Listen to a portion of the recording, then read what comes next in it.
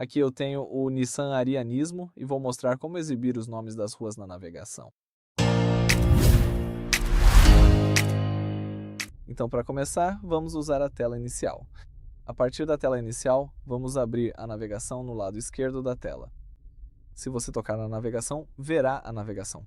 Claro, você pode usá-la, mas aqui você também pode encontrar as configurações. Então, se você tocar aqui em configurações, verá aqui as configurações de navegação.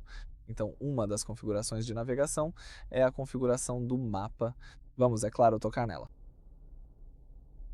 Nas configurações do mapa, vamos rolar para baixo, e aqui você deve encontrar a opção Mostrar Nomes das Ruas. Basicamente, se você quiser ver os nomes das ruas na sua navegação, no seu mapa, pode ativar ou desativar esse recurso usando este interruptor aqui. Então é isso para este vídeo. Obrigado por assistir. Por favor, inscreva-se no nosso canal e deixe seu like.